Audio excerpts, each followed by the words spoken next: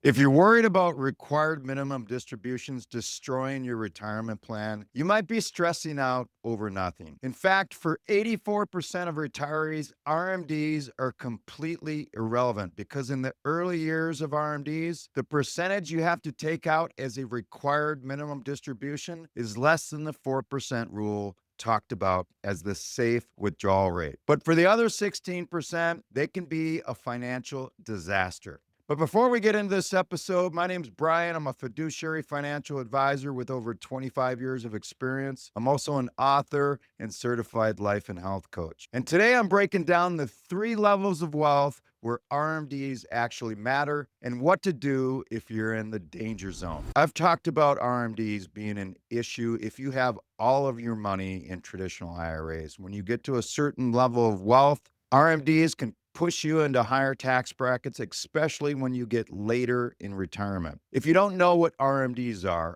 the IRS forces you to take required minimum distributions from your traditional IRAs and 401ks starting at age 73. They're eventually going to move that age up to 75. Here's the problem. If you miss it, you take the wrong amount, 25% penalty on what you should have withdrawn. But here's the kicker. A JP Morgan study found that 80% of retirees below RMD age haven't even touched their retirement accounts. And 84% of those taking RMDs, they're only taking the minimum. So if most people aren't using this money anyway, why does the government force you to take it? Simple. They want their tax money. They want their cut. But depending on your level of wealth, this could either be a non-issue or a tax time bomb. I always tell clients, RMDs were invented to get all of your money out of pre-tax accounts, your IRAs or 401ks by the time you die. It was a genius thing the government came up with because the percentage you have to take out is based upon a life expectancy factor, and it's different for men and women. By the time you're in your 80s, the percentage is in the 6+%. When you're in your 90s, it starts to approach 9 to 10%.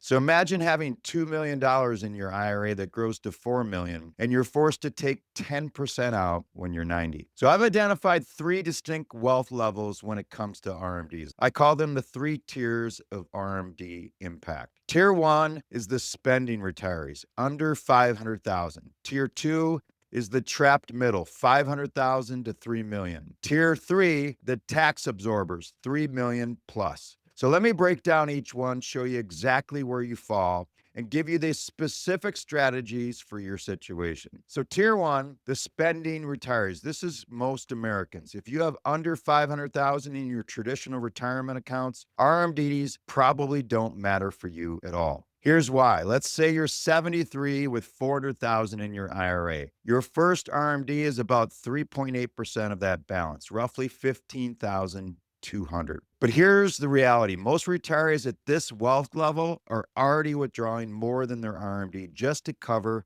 living expenses. You need 50,000 a year to live. Social Security gives you 30,000. You're pulling 20,000 from your IRA anyway. The RMD is just a formality. You are going to take that money regardless. No tax surprise, no forced withdrawals you don't need. The IRS rule changes nothing for you. I had a client, let's call her Susan, 74 years old, 350,000 in her 401k. She was terrified about RMDs because of all the videos out there. I showed her she'd be withdrawing 25,000 annually for 3 years in retirement, double her RMD requirements. She was already compliant without even knowing it. If this is you, stop worrying about RMDs. Focus on making your money last, not on tax optimization strategies you don't need. Now let's move on to tier number 2, the trapped middle. This is where RMDs become a real problem. If you have between 500,000 and 3 million in traditional retirement accounts, pay close attention. Here's the trap. You've saved well, maybe you have a pension, Social Security covers your basics. You don't need money from your IRA, but the IRS doesn't care. Let's say you're 75 with 1.5 million in your IRA. Your RMD is approximately 61,000. Add that to 40,000 in Social Security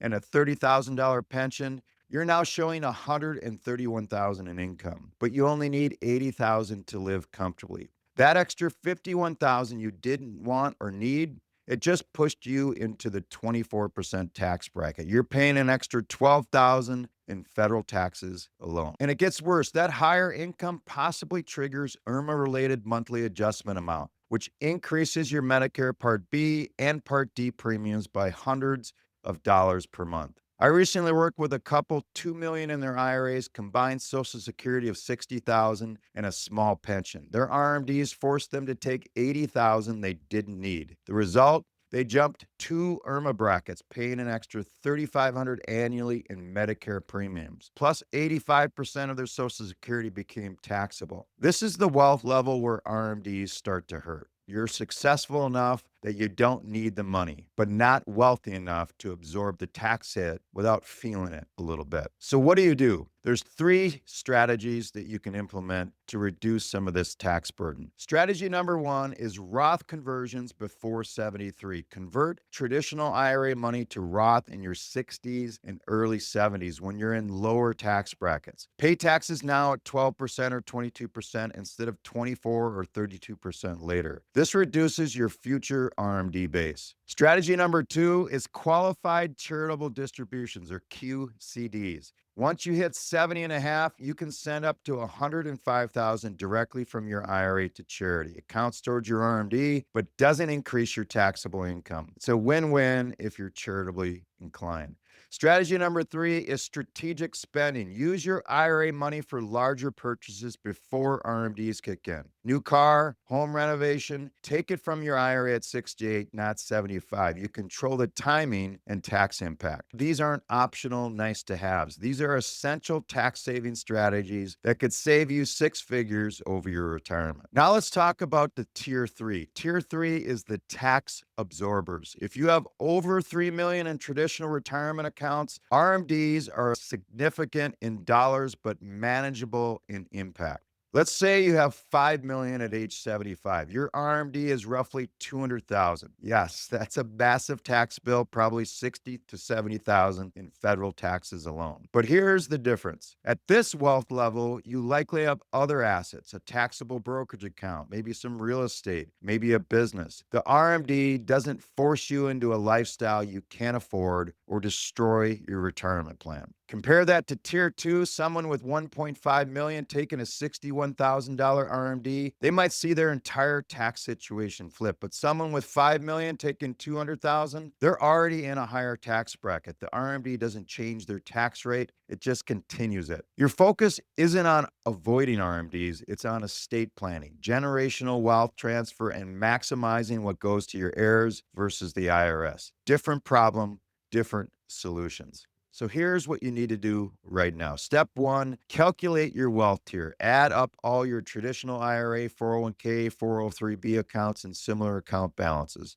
Where do you fall? Step 2, if you're tier 1, relax. Focus on making your money last, not on RMD strategies. Step 3, if you're tier 2, this is urgent. Run projections for Roth conversions, especially if you're 1 to 3 million. Calculate your future RMDs. Model out the tax impact. If you're 62 to 65, you have about a 5 to 10 year window to fix this before it becomes permanent. Step 4, if you're tier 3, work with a fiduciary advisor on estate planning and wealth transfer strategies. Your RMD problem is really an estate tax problem. If your kids inherit a large IRA, they have to take all of it out within 10 years, which could potentially jump their tax bracket up to a whole nother level. So the biggest mistake I see, people in tier 2 doing nothing because they think they can't afford to pay taxes on Roth conversions today. Then at 75, they're forced to pay even more in taxes every single year for the rest of their lives. If this video helped you understand where you stand with RMDs, hit the like button and subscribe for more retirement tax strategies. I'm new to YouTube. I've been doing an audio-only podcast for the last year and a half, so I really would love if you subscribed and followed my journey. My goal is to help over 200,000 people in the Twin Cities and beyond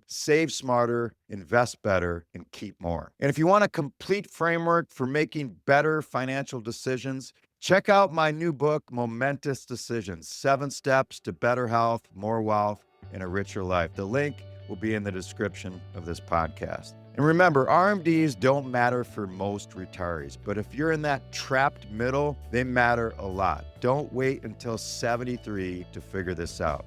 And once again, this is Brian, the Wealth Decisions Guy. Thanks for listening, and I hope to see you next week.